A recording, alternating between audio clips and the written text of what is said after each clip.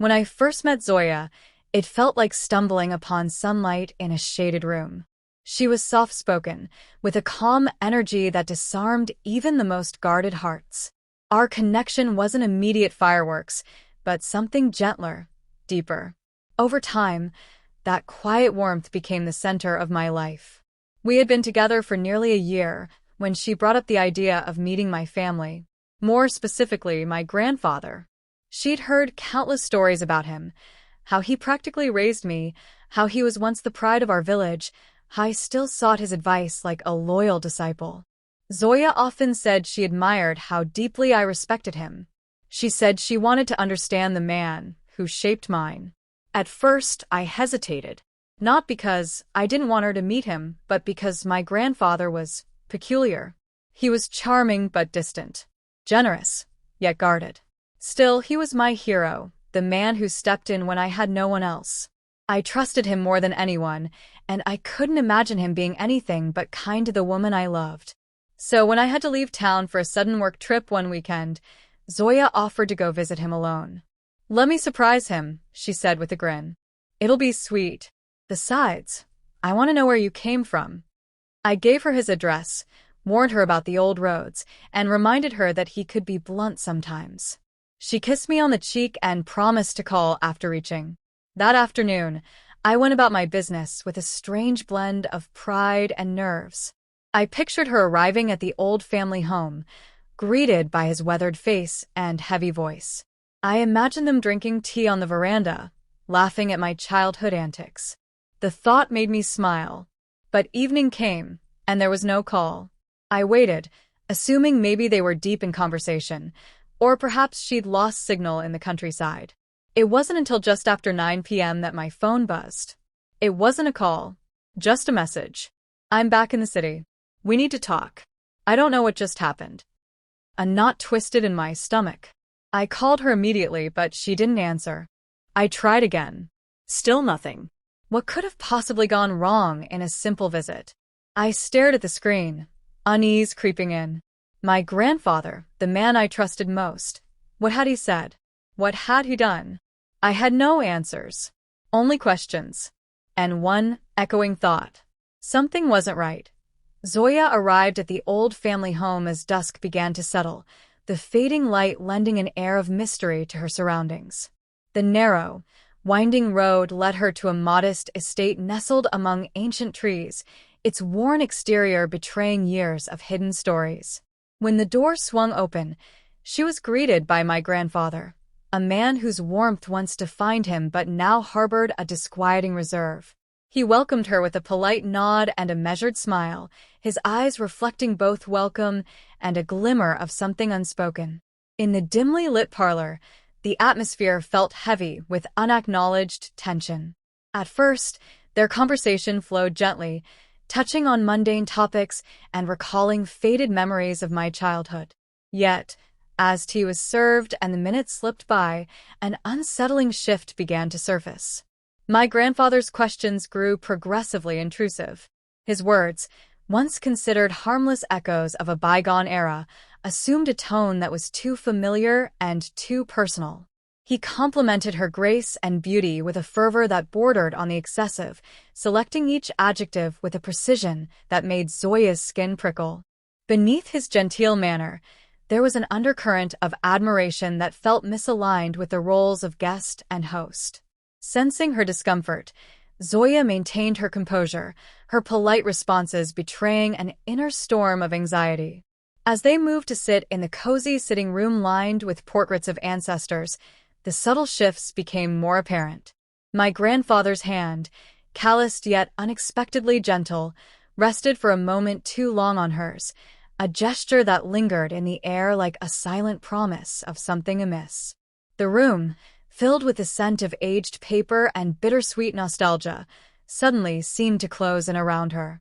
He began recounting old family traditions, interweaving memories of lost loves with an almost poetic fervor, each recollection punctuated by an intensity that made her pulse quicken. His voice softened as he alluded to a past affection that had never fully faded, his eyes darkening with an uncharacteristic intensity. Zoya struggled to find her balance between politeness and the instinctive urge to retreat. In the midst of their conversation, the tone shifted decisively. The grandfather's language became ambiguous, his compliments evolving into veiled insinuations. He urged her to stay a while longer, citing safety concerns with a tone that was both caring and disconcerting. Every sentence he uttered seemed crafted to blur the lines between admiration and expectation, leaving her feeling increasingly isolated and trapped in an unfolding script that was no longer her own. Tension mounted as the evening deepened. When Zoya finally excused herself to fetch her phone for a moment of privacy, the air itself seemed to thicken, laden with unspoken implications. In that quiet interlude, as she glanced back at the solemn figure of my grandfather, an undeniable dread took root. Before she could muster a rational explanation, he murmured softly, "You remind me of someone I loved too deeply." With those words, the fragile veneer of civility shattered. Her heart pounded with both fear and the desperate need to understand, leaving her with more questions than answers. Zoya sat across from me the next morning, her hands wrapped tightly around a cup of tea that had long gone cold. Her eyes, usually warm and full of light, now carried a weariness I couldn't ignore. She looked like someone who had walked through a storm and come out drenched, not in water, but in disbelief. "I need you to listen," she said, her voice low but steady. "Please don't interrupt." I nodded, unsure whether I was bracing for confusion or confrontation.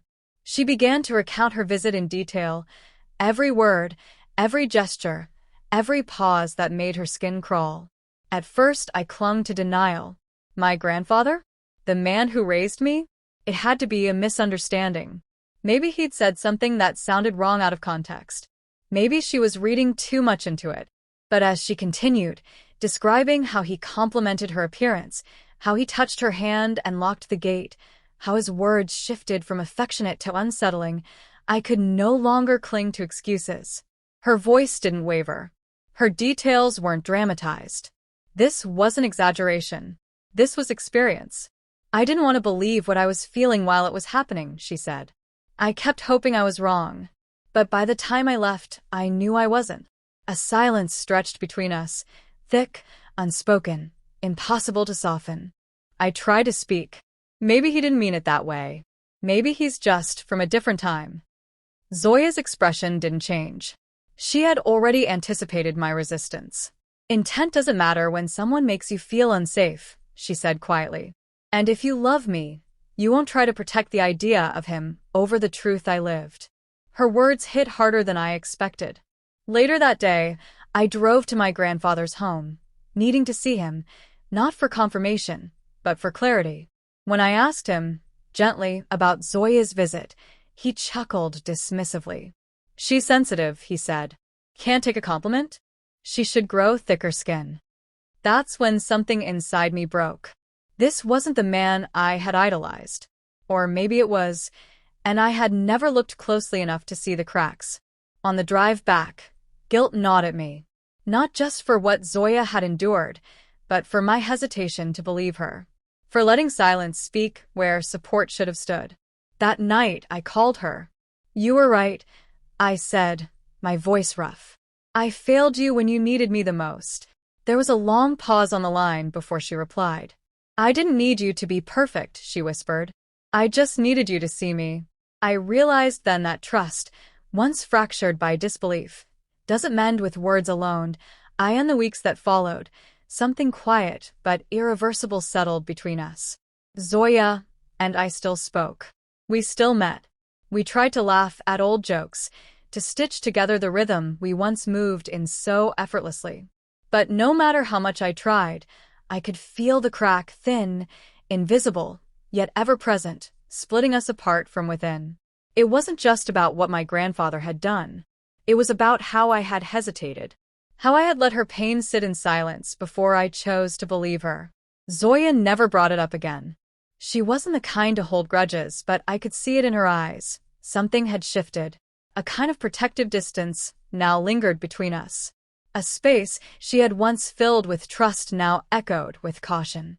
One evening, as we sat in the park watching children chase each other under the amber sky, She turned to me with a softness that broke my heart.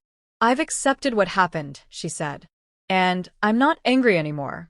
But I don't think I can go back to how things were." I knew then what she was leading to, but I stayed quiet, allowing her to speak without interruption, something I should have done sooner. "I've been offered a position with an organization in Islamabad," she continued. "They help women rebuild their lives after abuse, harassment, betrayal. I think I'm meant to be there." I nodded, swallowing the lump forming in my throat. "I'm proud of you," I whispered. "I know," she said, placing her hand gently on mine.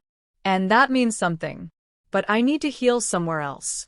Not around the pieces of what broke me." Her words were not a punishment. They were freedom, hers, and maybe mine too. In the days after she left, I returned to my grandfather's home once more, not to confront him again, but to pack away the illusions I had grown up with. The house felt colder, smaller, hollowed by truths long buried under charm and tradition.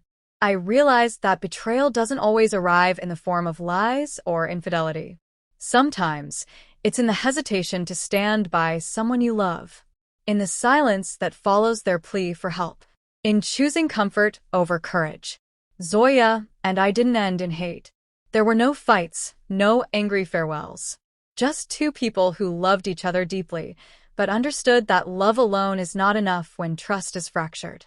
Months later, she sent me a letter, simple, handwritten, and full of grace.